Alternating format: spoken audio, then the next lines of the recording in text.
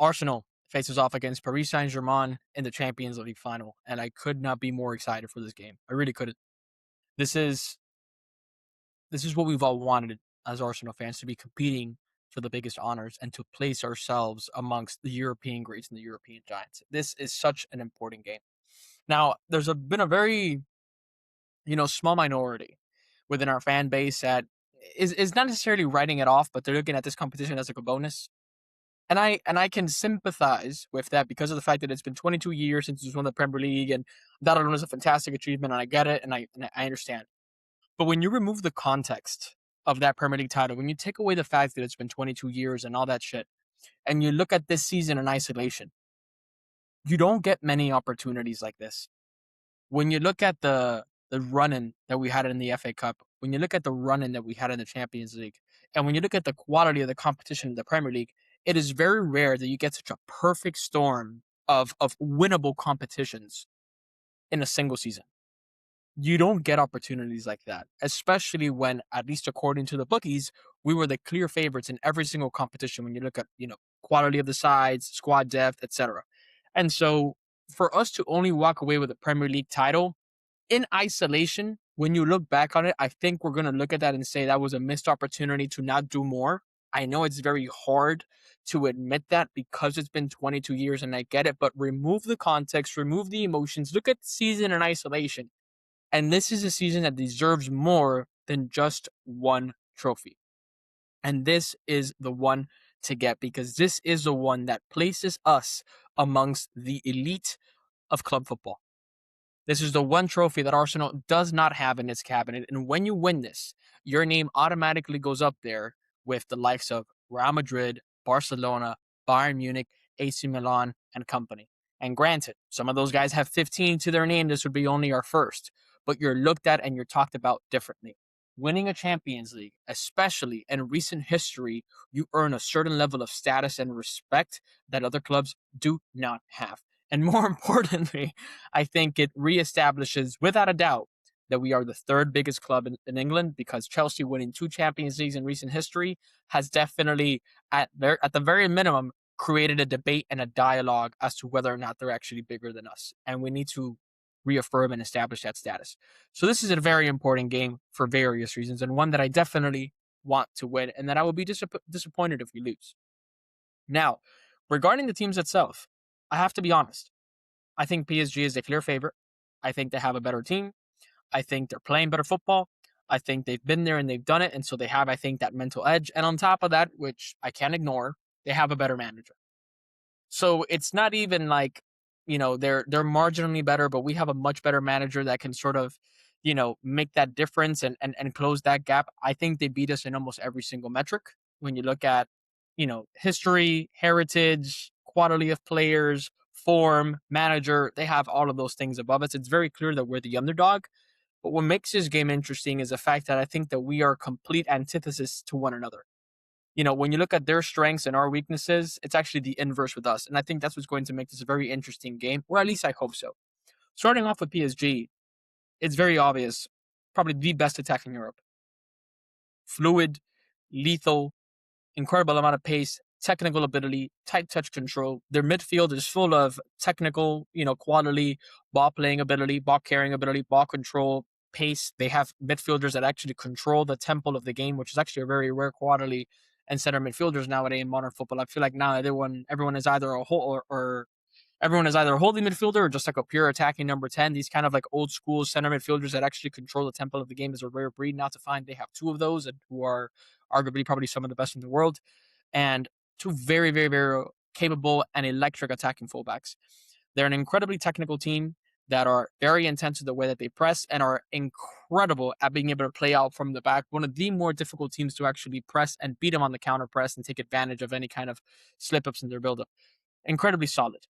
Now, of course, some of their weaknesses are the fact that they are a little bit vulnerable in defense, especially when they do get caught in the transition because of their overlapping fullbacks, and that they lack a little bit of the physical quality, particularly when it comes to aerial duels, 50-50s, and, actual, body-to-body contact. They're a bit frail in that regardless, as well as the fact that they don't have a lot of reinforcements and actual quality coming up off the bench. I think it's really either Doué or Barcola, depending on which one of them starts, that gives you kind of an edge. But in the middle of the park or in defense, there aren't a lot of like for like substitutions that maintains a quality or at least, can actually change the game if it's not really going for them. So those are their weaknesses and their strengths.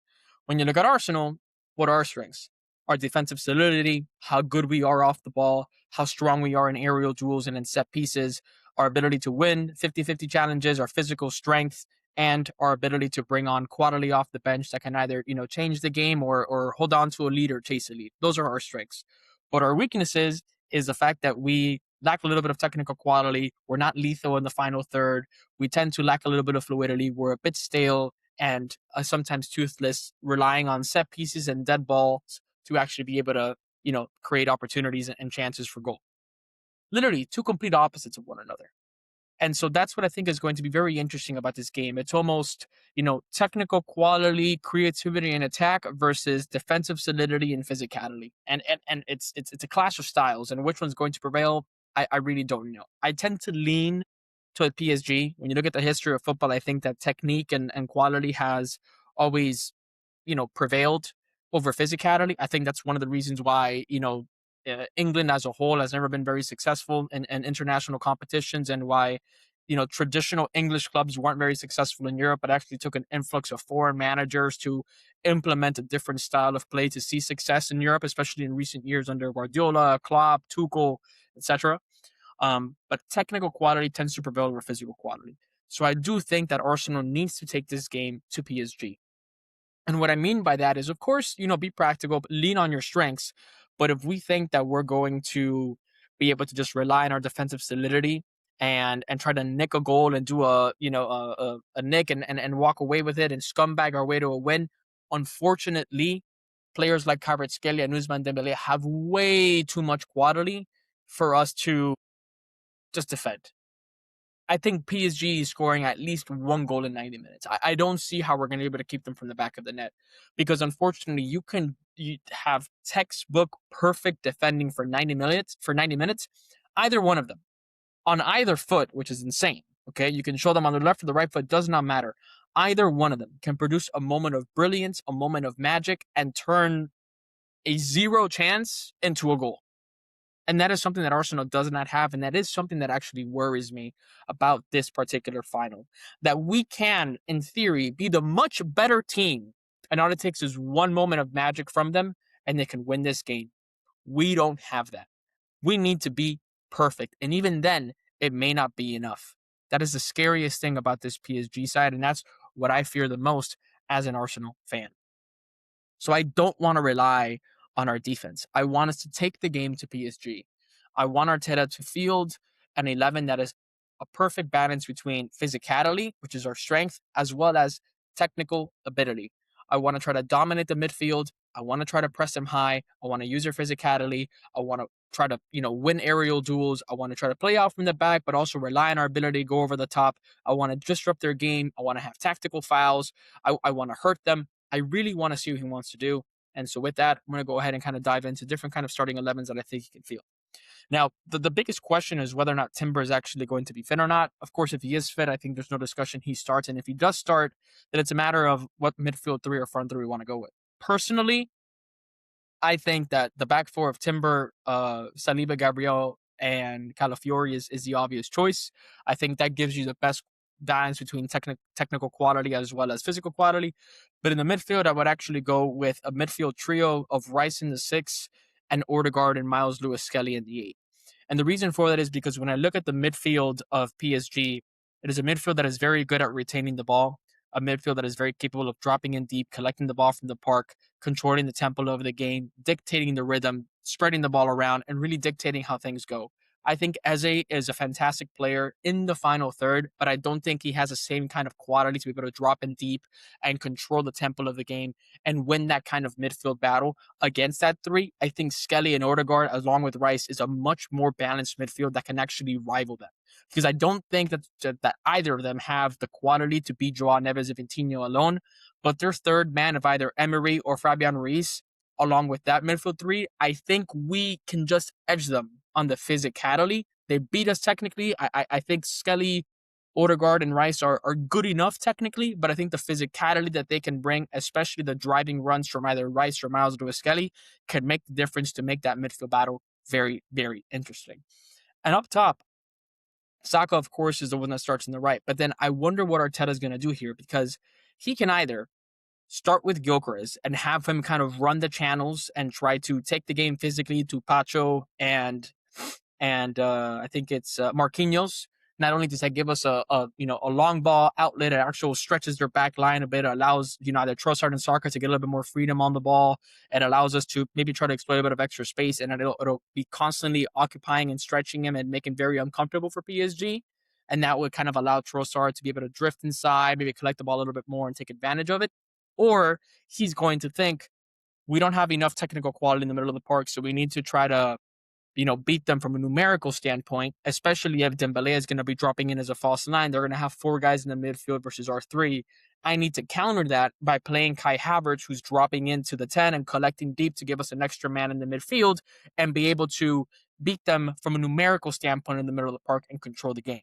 However, if he starts with Havertz, I think he naturally needs to start with Martinelli, who can actually run those channels, because when PSG is attacking with those fullbacks and going very high and going on the overlap, I think we're then going to need pace in behind, someone to actually run those channels and take advantage of those openings in the back that PSG is going to naturally leave behind. And I think, therefore, if you play Gyökeres, you need to play Trossard because he's the one making the channel runs, and Trossard is the one collecting the ball. But if you play Havertz, you need to play Martinelli so he can be the one that's making those channel runs alongside Bukayo Saka on the right-hand side. So either way, I'm fine with it. But personally, I would probably want to go with Victor Gyökeres running the channels and Trossard being the one that kind of collects the ball. Because I do think that between Trossard, Havertz, and Gyökeres, the most technically gifted between the three of them is Leandro Trossard. And that's what I think we need in this game more than anything else. Gyökeres, standalone by himself, brings us that physicality and brings those kind of run-ins in behind. And I think that solves the problem that we have there. Again, even with the numerical superiority, I don't think we're going to beat them from a technical standpoint. So I'd rather kind of hit them where it hurts and play to our strengths more than anything else to make it a balanced fight. Now, if Timber is injured and Mosquera needs to start this game, I don't want Mosquera trying to play an inverted role. In fact, I would probably want him to tuck inside and kind of go in there with a back three of Saliba, Gabriel, Mosquera. Probably have Skelly start at left back and have him kind of cut inside and play in a midfield double pivot with Declan Rice and have him kind of be at the base of that defense like we kind of saw against Fulham. And then maybe have, Eze, Odegaard as like attacking number 10 to try to create numerical superiorities in the middle of the park. It's not ideal. I do think in that case we do dominate the middle of the park, but we are leaving ourselves vulnerable at the back because it's 3 against 3 in the back, although I do think that, Rice and Skelly should kind of like midfield pivot can help out in sort of screening that. It can also help with, Dembele dropping in deep. You can have an easy marker there. But I'd rather play to Mosquera's strength and to try to have him do a job that I don't really think he can do in the middle of the park, nor do I want to isolate him out wide against Kvaratskhelia on 1v1s. I'd rather show Kvaratskhelia and Dembele, the wide areas and have them sort of whip in the box where we rely on our height advantage and our physicality to win those aerial duels than to play with a back four with two inverted fullbacks and give them the opportunity to actually cut inside on their favorite foot to be able to whip a ball in and create an area. So if Mosquera starts, I would have him cut inside, form a back three, show him the wide areas, and force them to have to whip balls into the box and rely on our aerial capabilities to be able to win them. So that's how I would go. Again, if everyone's healthy, I would go with Raya, Timber, Saliba, Gabriel, Calafiori, Declan Rice in the 6, Odegaard and Skelly in the 8, with Saka and Trossard on the wings and Gyökeres leading the line. That's how I would actually go and start that game. Apart from that, in the Arsenal-Bayern game, Arteta did something very interesting. He did a man-mark job on Harry Kane. He had Saliba go with Harry Kane everywhere on the pitch. And I wonder if he's going to do something similar with Ousmane Dembele, who of course operates as a false nine and makes it very difficult for us to actually press them and be able to suffocate them and take the ball away from them in that counter press and to catch them on the transitions. So I wonder if he might do something similar by having Saliba or Rice or whoever it may be do a man-marking job on Dembele and kind of, try to isolate him from the game. I wouldn't be surprised if he does something like that. But honestly, I think Arteta can play multiple different 11s and do multiple different things on here and try to exploit PSG. But at the same time, I do wonder if that's a little bit of a weakness for us because typically the best teams in the history of football, you knew exactly who was starting for them in these big games. It wasn't a debate. With PSG, you know exactly who the starting 11 is if they're healthy. The Real Madrids that won 3 Champions Leagues in a row, you know exactly who the starting 11 was if they were healthy. The same thing goes from Barcelona or City or Bayern. I think Arteta may have too many things to think about because there's not a clear cut starting 11 that is by far our best team. So it could go either way. But regardless of what team he actually picks, I just hope that he strikes on the right combinations and the right balances between, physical capabilities, defensive practicality, and technical ability. If I think we lean too much to either one side, we're going to get exposed and we're going to get beat. Regarding the prediction itself, I'll be honest, I don't really think we win this game. My Arsenal heart thinks that we want to win it and that we can win it and all these things. But if I want to be practical, I think PSG beats us. I think they're the better side. They have the better team. They have the experience. They have the better manager. I think they beat us.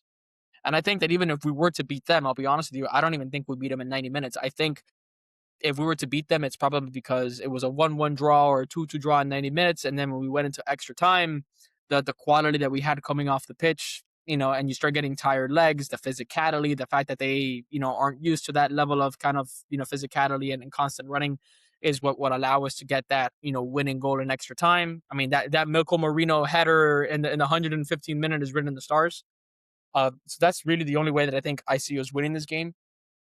But across just a standard 90 minutes, I don't see a world where, we beat a PSG team 2-1 or we beat them 3-2 or we beat them 3-1. I just don't. I don't think we have the quality up front to score more than 2 goals. I really don't think so. I mean, how many games this season have we scored 3 goals? I think our most common scoreline this year was 1-0. And I don't see how we're going to keep this PSG team, out of the net. They're going to score at least 1 goal, most likely 2. So if I had to predict, I'd say 2-2 in the 90 minutes and then 3-2 in extra time to Arsenal. If I had to, go with a scoreline that I think suits us. But if I really had to guess the scoreline, if I had money on it, I would say 2-1 PSG. I hope I'm wrong. I hope Arsenal wins. I hope we do something special. Truly, I do. But that's what I think is going to happen. Regardless, I'll be there to support and cheer on my team. And I believe, as much as I don't think we're going to win this game because I'm trying to be practical, I'm not trying to be a fan. My heart does believe. My heart does believe that we can win. And of course, I'm going to be there with the biggest hope in the world, wanting to win it. And if we lose it, I'm going to be pissed. So make that make sense. But that's the reality. Let me know what starting 11 you guys want to see. Let me know what you think is going to be our biggest challenge. Let me know what you think is going to be our biggest strength. And of course, let me know your prediction. So we'd love to know what you guys think. Leave a like if you've been watching me for some time. It really does help. I mean, kind of engagement, comment, like, subscription really help us make the channel grow. And of course, it would be greatly appreciated. So thank you guys for watching. I'll see you guys after the final, and hopefully we're all very happy campers. Thanks.